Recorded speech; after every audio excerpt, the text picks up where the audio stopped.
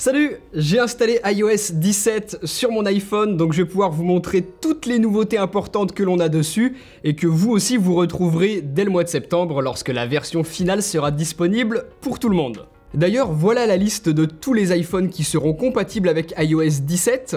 Donc on voit que l'iPhone 10 et les iPhone 8 ne pourront pas l'avoir et resteront sous iOS 16, mais tout le reste, oui, vous aurez la mise à jour. Première chose, avec iOS 17, dans l'application Messages, on a pas mal de changements. Première chose, lorsque vous recevez un message vocal via iMessage, vous avez une retranscription ici, juste en dessous, ce qui vous permet de lire le contenu du message audio sans avoir besoin de l'écouter comme on le ferait habituellement.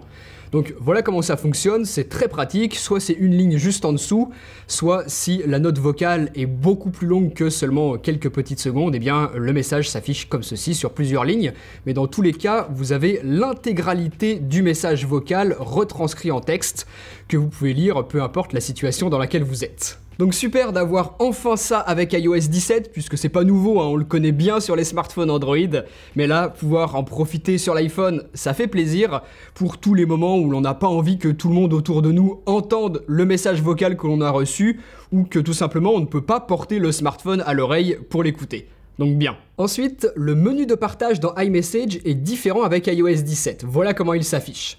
Donc moi je trouve ça plus clair, plus intuitif, plus joli aussi, et on y retrouve toujours toutes les applications qui sont capables d'interagir avec iMessage.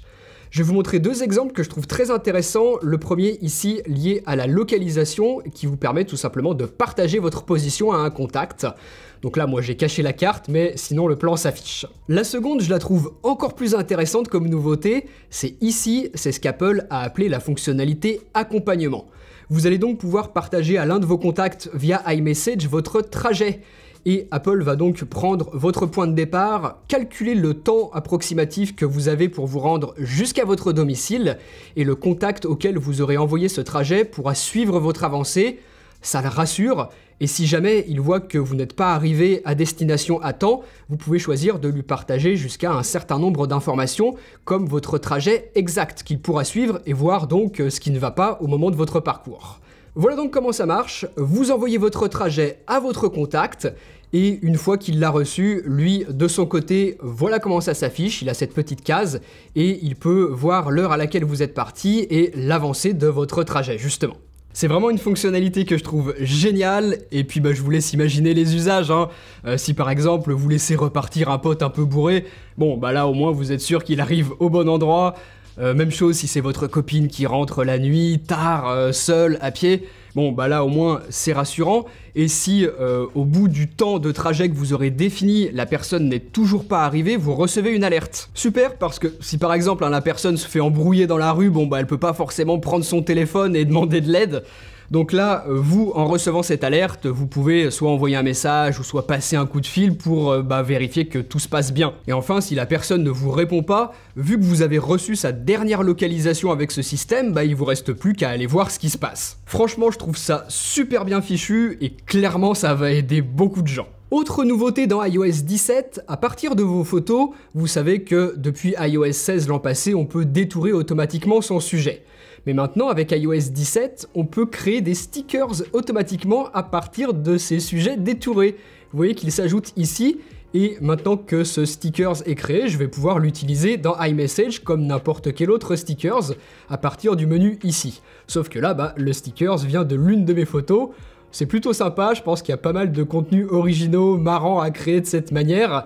Et c'est pas la seule possibilité que l'on a, puisque si on peut le faire avec les photos, on peut également le faire avec les vidéos. Je vais vous montrer comment ça fonctionne. Alors je vous précise quand même que ça fonctionne uniquement avec les vidéos que vous aurez prises vous, ou alors les vidéos qui se trouvent dans votre pellicule vidéo. Pas avec des vidéos YouTube, des vidéos Netflix, Amazon Prime ou ce genre de service. Donc même chose, on crée un stickers à partir de la capture de la vidéo, et ensuite, comme le premier que je vous ai montré juste avant, on peut l'ajouter dans une conversation iMessage. Donc voilà comment ça marche, plutôt cool comme nouveauté. Donc très sympa tout ça, mais ce qui l'est encore plus, c'est cette nouveauté d'iOS 17 qui nous permet d'interagir directement avec les widgets. Par exemple ici, ce widget rappel, eh bien je peux cocher directement un rappel comme étant fait, et au bout de quelques secondes, il disparaît de ma liste tout doux. Alors que sur iOS 16, bien rappelez-vous, vous étiez obligé d'appuyer sur le widget pour rentrer à l'intérieur de l'application et cocher une tâche. Là, avec iOS 17, c'est beaucoup plus direct, beaucoup plus rapide. C'est comme les choses auraient dû être dès le départ même, j'ai envie de dire. Et ça fonctionne pour plein de widgets. Par exemple, pour la musique, vous pouvez faire play, pause rapidement depuis un widget sur l'écran d'accueil. Interagir également avec des objets domotiques. Ici, je peux contrôler mes lumières. Donc c'est vraiment très bien ça. Ensuite, iOS 17 introduit un nouveau mode veille pour l'iPhone qui, lorsque vous le placez en charge en mode horizontal, vous affiche cette nouvelle interface ici. Donc là, en premier, on a l'heure, on a aussi la météo pour une ville que l'on aura choisie. Et si l'on glisse vers la droite, on a notre galerie photo avec notamment la date à laquelle la photo a été prise. Donc très sympa pour avoir un petit cadre comme ça numérique. Et enfin, encore une horloge un petit peu différente de la première cette fois-ci. Elle est colorée, on n'a plus la météo à droite, c'est un style un peu différent. Donc voilà les 3 menus principaux de ce mode veille. Ça peut être super pratique si vous avez un support comme le mien que vous placez sur votre table de chevet à côté de votre lit par exemple. Si je vous dis ça, c'est que lorsque la lumière est éteinte, l'iPhone s'adapte et le mode veille également. La luminosité diminue et surtout l'interface passe d'un blanc très vif aux yeux à un rouge beaucoup plus calme pour nos yeux. Et ça pour tous les modes d'horloge que je vous ai montré tout à l'heure. Donc plutôt bien pensé ce mode en veille. À partir de la 3e affichage de l'heure, vous pouvez également glisser vers le bas pour afficher d'autres horloges en plein écran. On a la map monde, cet affichage ici plus coloré, ou alors celui-ci que moi j'aime beaucoup puisque lorsque l'on passe à une heure ou une minute supérieure, l'animation est très cool, vous voyez. Donc voilà, Apple a vraiment fait un très beau design, on a plein de choix en fonction de ce que l'on va préférer pour l'affichage de l'heure et pour l'affichage d'autres informations, puisqu'à partir du premier menu ici, vous pouvez glisser à partir de la droite pour afficher d'autres choses. J'ai le calendrier, ensuite si je glisse, j'ai mes rappels que je peux encore une fois cocher rapidement à partir d'ici. J'ai le calendrier, encore plus bas, on retombe sur la météo, donc ça fait une boucle et tout est personnalisable. Par exemple, si je veux ajouter un nouveau widget ou en modifier un, je peux le faire. Donc, allez, admettons que je veuille ajouter la bourse. Hop, c'est pas plus simple qu'un widget sur l'écran d'accueil, et voilà comment ça se fait. Pas mal de possibilités avec ce mode en veille donc, et dans ce mode-là, justement, vous pouvez aussi parler à Siri qui vous affichera des résultats en plein écran, ce qui peut être pratique suivant ce que l'on fait. Dites-moi ce que vous en pensez, moi je l'aime vraiment cette nouveauté, et puis si vous cherchez un support comme le mien, je vous en ai déjà présenté plusieurs sur la chaîne YouTube, donc je vous laisse les références juste en dessous en description de vidéo. Avant de passer aux nouveautés suivantes, si vous recherchez à protéger votre iPhone, Rhino Shield, le sponsor de cette vidéo, a sans doute un modèle qui vous plaît parmi leur immense catalogue de design. Maintenant, Rhino Shield propose aussi des protections pour iPad avec un rangement pour le pencil et un système de pliage qui permet de faire tenir l'iPad dans différentes positions, 5 au total. Je vous laisserai aller regarder sur leur site internet avec le lien en description de vidéo, mais la coque est facilement détachable, permet de dessiner avec le pencil dans une position confortable, est disponible dans des coloris sobres, mais aussi avec les collaborations en cours. Vous pouvez par exemple avoir une coque iPad Naruto plutôt stylée. Si vous avez une Apple Watch, Rhino Shield a sorti des nouveaux bracelets qui sont franchement agréables à porter. Là, avec l'été, c'est bien puisqu'ils résistent à l'eau et à la transpiration. Ils sont facilement ajustables, ils sont souples et ne se détendent pas, donc ils dureront dans le temps. Ils sont aussi moins chers que les bracelets d'Apple, donc soit ça vous permet de faire des économies, soit pour le même prix, vous pouvez vous en acheter plusieurs et varier selon votre tenue. Il y a plusieurs coloris. Sinon, au catalogue, il y a toujours la coque Clear, compatible MagSafe, transparente et qui ne jaunit pas, la coque Solid Suit, le modèle qui protège efficacement des chocs, que vous pouvez personnaliser et qui existe aussi dans un large choix de collaborations. Bref, si vous trouvez votre bonheur, vous pouvez passer par le lien en description de vidéo et utiliser le code Steven23 pour avoir 5% de réduction sur l'ensemble de vos achats chez Rhino Shield. Revenons-en à iOS 17, et là, accrochez-vous puisqu'Apple a fait beaucoup de changements au niveau des contacts et de l'affichage que l'on va pouvoir faire. Donc ici par exemple, pour ce contact en particulier, c'est moi, hein. Vous voyez que je peux personnaliser tout ça comme si c'était un fond d'écran d'iOS en fait. On peut modifier la police, sa taille, modifier la couleur de l'arrière-plan, la photo qui passe un petit peu au-dessus du texte. Donc ça, c'est ce qui s'affichera lorsque ce contact en particulier m'appellera. Vous voyez que lorsque c'est le cas, eh bien j'ai effectivement le même résultat que ce que j'avais configuré dans mon application Contact. Donc voilà, ça c'est la première chose que l'on peut faire dans ce nouveau fonctionnement des contacts. Ensuite, en plus de pouvoir personnaliser les autres contacts, on peut se créer sa petite fiche à soi.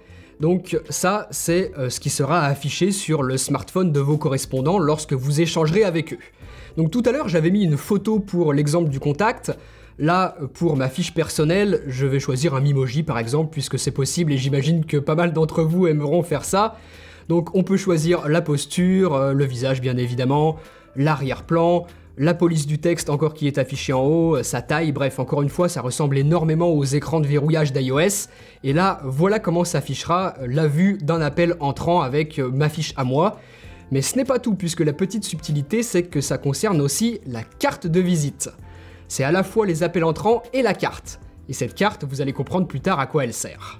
Toujours au niveau des appels, lorsque vous ne pouvez pas ou que vous ne voulez pas prendre un appel entrant, avec iOS 17, vous pouvez envoyer l'appelant sur boîte vocale et s'il laisse un message, vous allez avoir à l'écran une retranscription du message vocal qu'il est en train de vous laisser. Donc vous pouvez le lire pendant que l'appelant laisse le message. Et si vous vous rendez compte que ce qu'il est en train de vous dire est urgent, vous avez un bouton pour décrocher l'appel pendant que l'appelant est en train de laisser le message et vous prenez la conversation de cette manière.